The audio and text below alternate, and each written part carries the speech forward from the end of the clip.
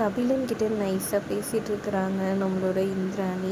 இங்கே பாரு, திடீர்னு அவங்கள போக சொல்லிட்டா, அவங்கக்கிட்ட இருக்க எவிடன்ஸ் வச்சுட்டு அவங்க போய் போலீஸில் கம்ப்ளைண்ட் பண்ணிட்டாங்கன்னா நம்மளுக்கு தானே தேவையில்லாத இது. நீ எதுவும் பண்ணலன்னு எனக்கு தெரியும். செங்குட்டு வேலைன்னு பேரனாச்சு. நீ போய் பேரை கெடுக்கிற மாதிரி ஏதாவது பண்ணுவேன். என் தம்பி தான் எனக்கு முக்கியம், மற்றவங்க எல்லாம் அதுக்கப்புறம் தான். ஆனால் வந்துட்டு அதுக்காக தான் வந்துட்டு அவங்கள போடாமல் இங்கே வச்சுருக்கேன். நீ உஷாராரு, நான் பார்த்துக்கிறேன் அப்படின்ற மாதிரி சொல்லிட்டு போயிடுறாங்க. கபிலனும் அப்பாடா அக்கா நம்ம மேலே சந்தேகப்படலன்னு இது பண்ணிக்கிறாங்க. அயலி, நீ ஏதோ ஒரு எவிடன்ஸ் வச்சுருக்கேன்னு தெரியல, அது என்ன எவிடன்ஸ் முதல்ல கண்டுபிடிக்கிறேன்னு யோசிச்சுக்கிறாரு. அதுக்கப்புறம் இங்கே அயலி வந்துட்டு துப்பாக்கி எடுத்துகிட்டு வந்து ரூமில் வைக்கிறாங்க, பீரோக்குள்ளே. அதை வந்துட்டு சிவா பார்த்துட்ருக்கிறாரு.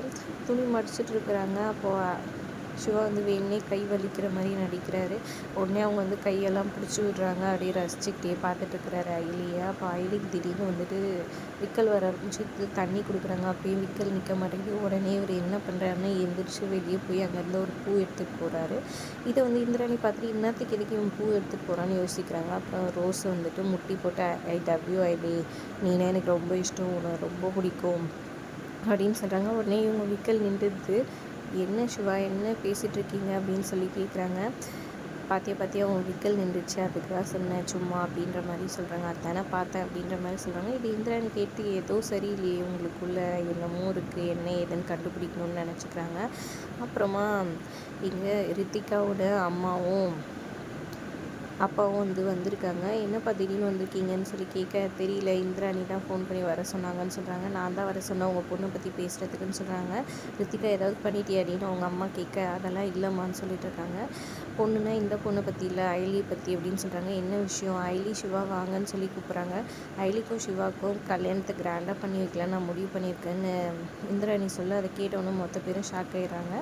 எதுக்கு இதெல்லாம், அவங்களுக்கு போய் எதுக்கு இதெல்லாம் பண்ணிக்கிட்டுன்னு எல்லாரும் கேட்க, நான் முடிவு பண்ணிட்டேன் அவ்வளோதான் இந்திராணி சொல்கிறாங்க. உடனே அவங்க சுற்றி கோவப்பட்டு, ஆமாம் நீ தான் எல்லாத்தையும் முடிவு பண்ணிட்டேன், எல்லாத்தையுமே நீ ஏன் பண்ணிட்டுரு, அப்போ பாரு இப்படி தான் பண்ணிட்டு, யார் வீட்டு சொத்தை எடுத்து யாருக்கு கல்யாணம் பண்ணுறது, இதே பண்ணிட்டுருன்னு சொல்கிறாங்க. அப்புறம் இன்னொருத்தவங்களும் வந்துட்டு, நீங்கள் பாரு இந்திராணி, எனக்கு இதெல்லாம் சுத்தமாக பிடிக்கலன்ற மாதிரி சொல்கிறாங்க. ஆமாம் எங்களுக்கு பிடிக்கலன்னு ஒவ்வொருத்தராக சொல்ல ஆரம்பிக்கிறாங்க. இவன் ஒரு ஓடுக்காளி, இவன் ஒரு அப்பா பேர் தெரியாதவன், இவங்களுக்கு போய் கல்யாணத்தை பண்ணி வச்சுக்கிறீங்களா, என்ன நினச்சிட்டு இருக்கீங்க, உங்களுக்கு கொஞ்சமாவது இது இருக்கா?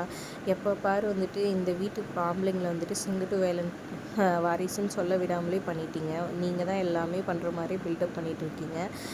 உங்களால் ஒன்றும் எதுவும் இதுவாகலை. இது தெரிஞ்சு நீங்கள் வந்து புருஷன் வீட்டில் போய் வாழாமல் அதனால தானே இங்கே இருக்கீங்க அப்படி இப்படின்னு வந்துட்டு ரித்திகா பேச ஆரம்பித்தோன்னே கோவப்பட்டு அயலி வந்து அவங்கள பற்றி உங்களுக்கு என்ன தெரியும், போதும் வாய மூடு அப்படி இப்படின்னு பேசுகிறாங்க. என் பொண்ணை பற்றி பேசுகிறதுக்கு நீ அப்படின்னு அவங்க சித்தி சொல்ல, சித்தி என்ன வேணால் திட்டுங்க, இந்திராணியை நீ எதுவும் சொல்லாதீங்க, அவங்க எவ்வளோ இந்த குடும்பத்துக்காக அவங்க தனியால் தான் உழைச்சிருக்காங்க, மிச்சவங்களாம் உழைக்கலன்னு சொல்ல, ஆனால் அவங்களோட உழைப்பு ரொம்ப பெருசு, அதை யாரோடவும் கம்பேர் பண்ணவே முடியாது அப்படின்னு சொன்னாங்க. சிவாவும் வந்துட்டு, இங்கே பாருங்கள், என் அக்கா என் மேலே இருக்கிற இதுவில் வந்துட்டு பண்ணிட்டாங்க, அதனால் ஆனால் அதுக்காக எங்கள் அக்கா எல்லோரும் முன்னாடி அவமானப்படுறதெல்லாம் நான் விரும்பலை, எனக்கு அதெல்லாம் ஒன்றும் தேவையில்லை, யாராவது எங்கள் அக்காவை பற்றி பேசுனீங்க அவ்வளோதான்னு சொல்கிறாங்க. அப்படி இந்திராணி கண் கலங்கி நிற்கிறாங்க. அதோட எபிசோட் முடியுது.